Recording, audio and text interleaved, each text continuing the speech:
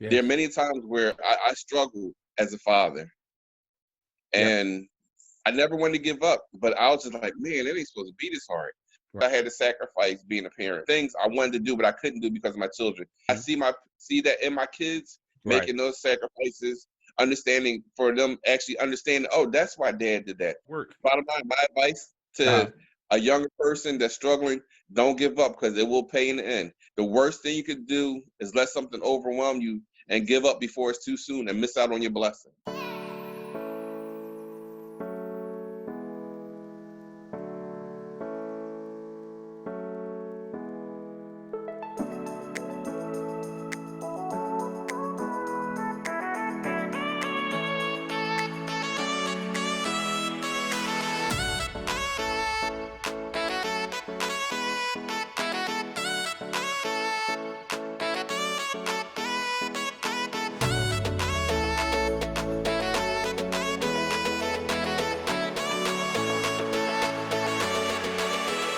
First of all, I'd like to say thank you very much for participating.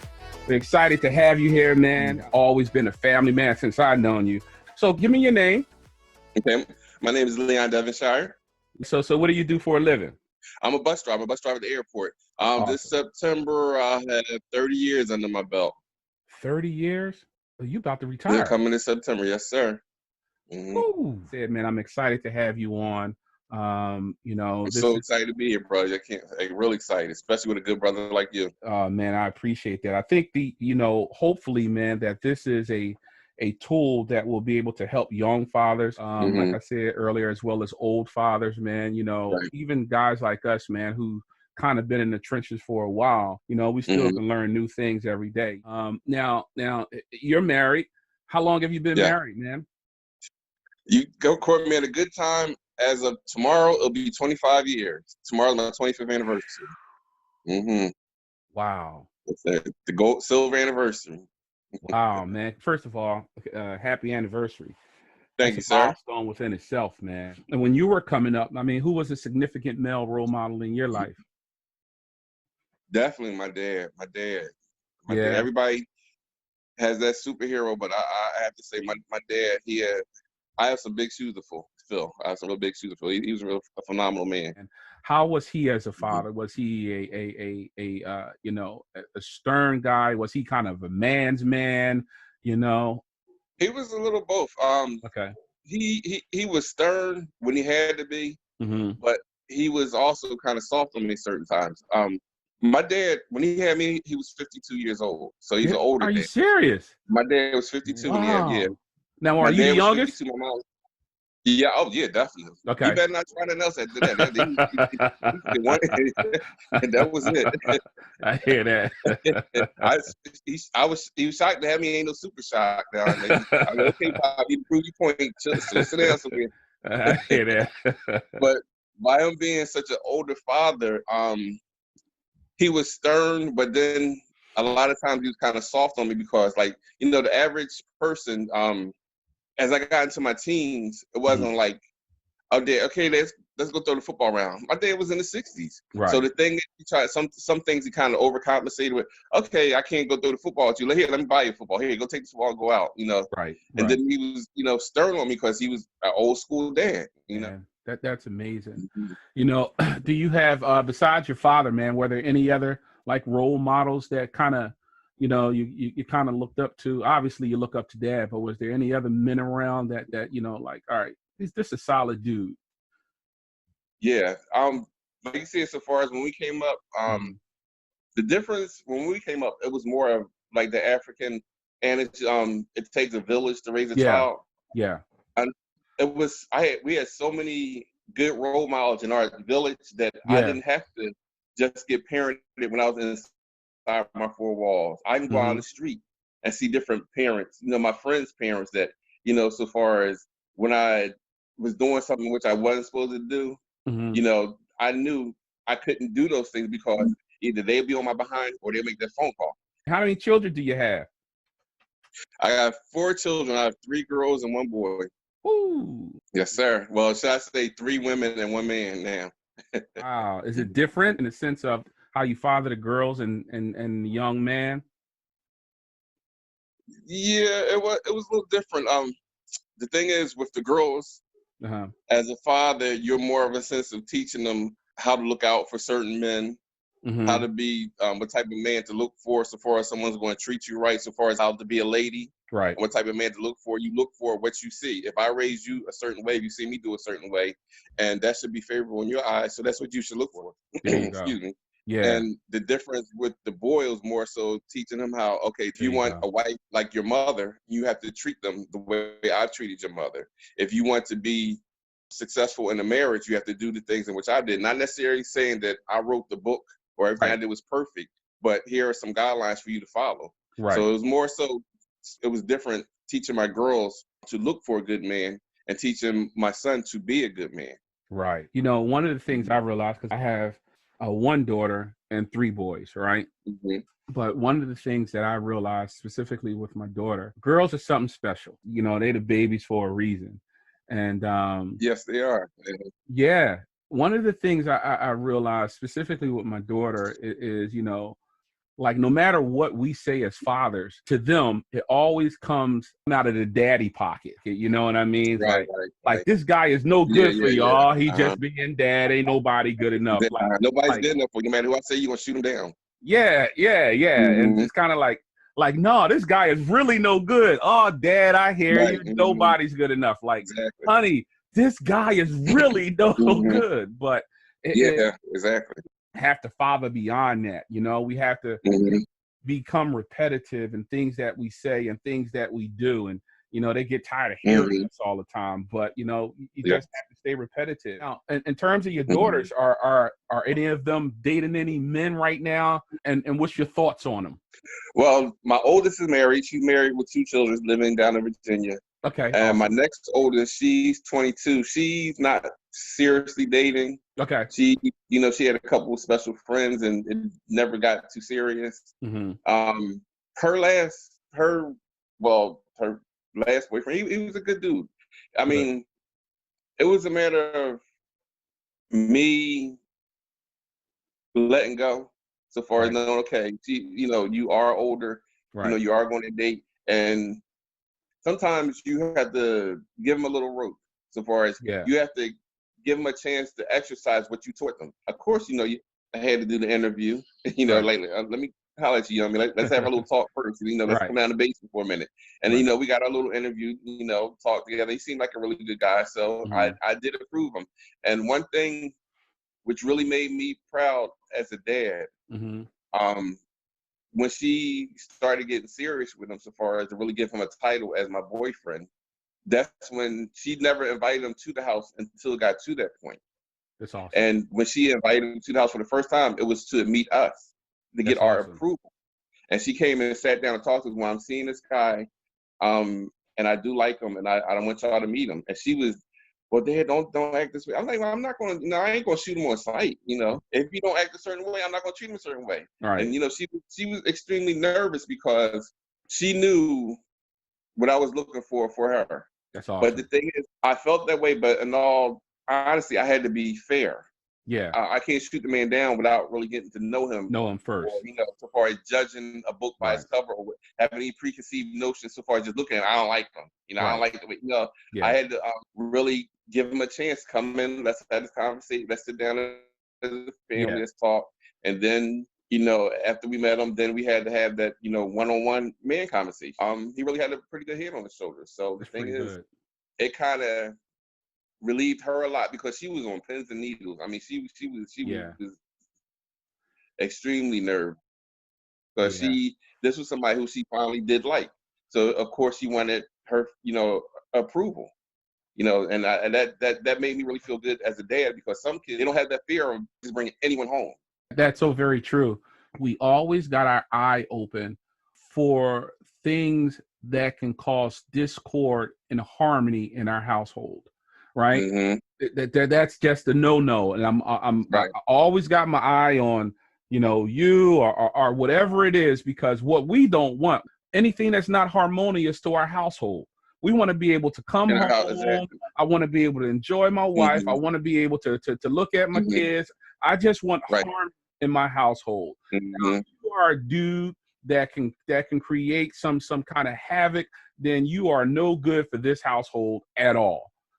But one of the things that I realize Right. some young girls don't do, and I think that it's very important, man, we understand the need of showing potential boyfriends, potential husbands, or Mm-hmm. whoever they may be, friends, that there is males in the family, right? You Yo, need definitely. to know that she has a camp behind her. Don't Yeah. have that. So the boyfriend will be a little bit more aggressive towards because he feels like you have to answer. Like one of the issues in which she had with her boyfriend was, and I never forget. It's kind of funny now.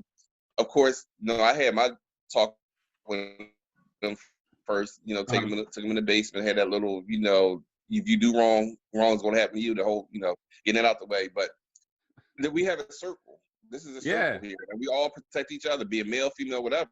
Right. And the fact is, once you're in the circle, you're in the circle. We all protect and look out for each other. You're an outsider trying to be in the In circle. that circle. So the thing is, not just me looking at you, not just my nephews looking at you, not just her brother looking at you. It's a whole lot of men, as you said, just like my name. He got upset, came to me, Mr. Leon, the guy up the street, he told me he gonna put me in the trunk. I'm like, well, he will put you in the trunk. That's just the realization of it. I mean, the thing is, as I said, if you don't do nothing to be put in the trunk, then you ain't got to worry about being put You in the got to be trunk. put in the He's trunk. like, but you're her dad, so all stuff different. But it's like all these different guys, keep coming to me. I said, the thing is, as I said, we're a tight knit circle. Right.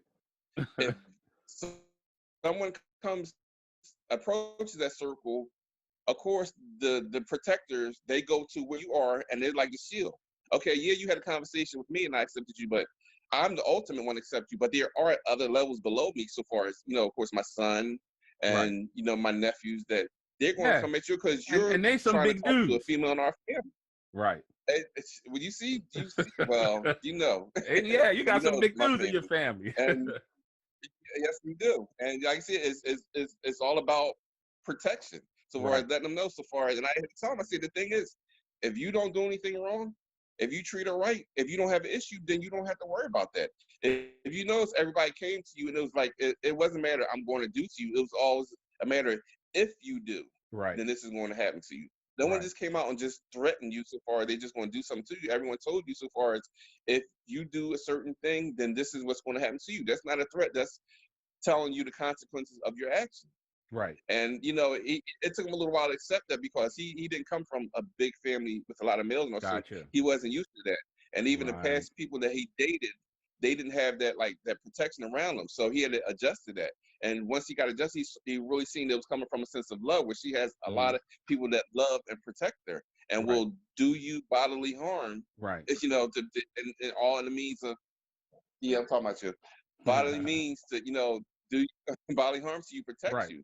So, and I even explained to him, I said, the thing is, if you do right, then one day you will be a part of the circle also. Until you become that, this is what you have to deal with. I mean, this is what it is. Once you become a father, you'll understand it. The same Right. way you protect the females in your family, that's how we are. But we're just extremely tight knit about that. So the And thing is, as I said, once you become a part of the circle, then the same way we ride for her, the same way we'll ride for you. But it's just a matter, you have to earn that spot. that's all. That's the reality of it. Our family is pretty much the same way. But one of the things I'm hearing as well, when you tell that story, is that you're actually teaching him how to be a man. This is how you're going to have Exactly. to act eventually. Once you get in the circle, Exactly. In order to be here. you're in the circle not just to sit around. You're in the circle to become a protector as well. So this is what we're going to expect of you once you're in that circle. But it's that's how it should be, and that's how. Like I said, I have nieces, man. They used to do whatever they could not to bring the dudes around, right? Because they knew what was going to happen. But they were scared. Exactly. But it's going to happen. This has to happen because this is a part of the process of them knowing, like, who's in your camp, who's around, and the type of protection that you have. And because Exactly. some guys will try. They're going to try, right? And that's just it's not going to happen. It's not. They can try, but they At need to all. know that we're here. They need to know that we are But protected, as and I that's what said we're here earlier, for. so far they need to learn consequences. So far as you Absolutely. can try, but once you see the consequences, I'm quite sure you won't try that again. Yeah, absolutely. Now, you had spoken Mm-hmm. thing like your nephews and your son. When you look at them being a father, does Mm-hmm. it do you proud? Are you excited to see what they're doing in terms of being a man, being a father? Extreme. I'm extremely proud. I have to honestly say, we have a lot of good males in my family. And I'm not being biased about it. The way in which I see them with their family, generational blessings. So far as by Absolutely. okay, my grandfather treated my grandmother good and Hmm. treated my father generation after generation. So far as how I was raised, how I was taught, I'm instilling you, so that you instill in your child. And so going generation to generation to generation after that. We have to it got to a point where I raised my son to be a man a certain way, but Hmm. then also it became a part of teaching as far as teaching him how to make sure that you raise your son. Right. Now I'm a pop and a grandpa. I'm proud when I see my son looking after my grandson in a certain way. I'm Right. proud when I see him. I'm teaching him certain things. So, you're not going to do such and such. Right. We don't do that. You know, I'm proud. I see myself in him, which is a good reflection. So far as the positive things, so far as knowing that okay, he's a hands-on dad Right. instead of oh, mom will take care of that Man, yeah, that definitely has to be exciting. One of the things eludes men as well, not just men, but individuals in general who may be the heads of family. One of the things that you said, just talking about in terms of generational curses, my job and my mindset, man, and that's one of the reasons why we're kind of doing this as well, is, we have an obligation to pass off our family lineage better than we received it, or at least don't mess it up. You know what exactly, I mean? Like you said, I exactly, exactly. can never do or be the type of man my father was. He was like an extraordinary dude. Now that we're older, man, we think Mm-hmm. of what it is of being a man. And, my father did a Right, whole lot more with a whole lot less than left, I'm doing exactly. with a whole lot more. You know what I mean? And made it look easy. And made it, yeah, he made it look easy, man. Hmm. Overall, when it comes to fatherhood in general, do you have a specific fathering style? Are you more of a strict individual, or are you more of a teaching dad, or are you all the above? How would you categorize how you are as a father? I try to balance it because um, you have to adjust to your children.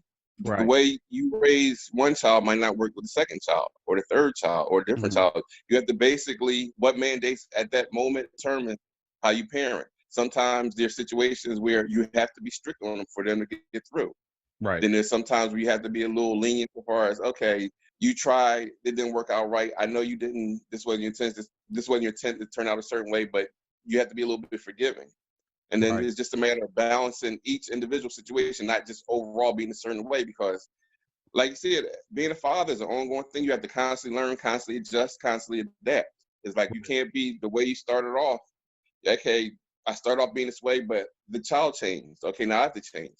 The Hmm. child witnessed certain things or did certain things. Okay, they're getting older, so I have to parent a little different way. The way I parent a 5-year-old, I won't parent a 10-year-old. So Absolutely. basically, as they grow and develop, you as a father, you have to grow and Mhm. develop. One of the things too, let me ask you this, man. Is it more important for you to be loved or be respected? For me, honestly, it's more important to be loved. Hmm. Because the thing is, if you're loved, if somebody loves you, they're going to respect. There you go. You can be respected. Because I can respect someone. I don't love you. Right. There's people that I respect that I don't really truthfully know. Right. So the thing is, if someone loves me, they're going to respect me. And also, if someone loves you, they're Hmm. going to ride with you no matter what. You can mess up, you can do bad or good. They're going to ride with you. They're going to respect you because they love Right. you. Now, Right. if you respect somebody and you don't love them, Hmm. once they make one mistake, that respect is gone. It's It done takes a whole lot. You can really, really easily lose respect for someone, but it's easily. really, really hard to lose that love for someone once you love someone. That's great, One man. mistake and the respect is gone. That's going forever. Right. But so far as if you love someone, you can mess up over and over and over again, but they'll still love you, and you'll get that respect back. But Absolutely. there's a big difference. There's a big difference for me. Yeah, that's good. Yeah, it was well said. If you can, like, just if you can have one thing to say to young fathers out there, fathers who may be struggling with fatherhood, what would it be? Mhm. Fatherhood is not easy, but you Hmm. have to look at anything that you do Hmm. that's worth something is hard. A job, be it your education, the harder you work to achieve something, Right. the better the payoff is in the end. There are Yes. many times where I struggled as a father, Yep. and I never wanted to give up, but I was just like, man, it ain't supposed to be this hard. Right. But the thing is now, where I've climbed those mountains, where I've reached Hmm. those plateaus, and I can look down. I look down on those struggles, and I see, okay, if I didn't struggle, if I didn't go through those things, I wouldn't appreciate it so much more on this end. Now I'm at the Right. top. Bottom line, my advice Uh-huh. to a younger person that's struggling, don't give up because it will pay in the end. The worst thing you could do is let something overwhelm you and give up before it's too soon and miss out on your blessing.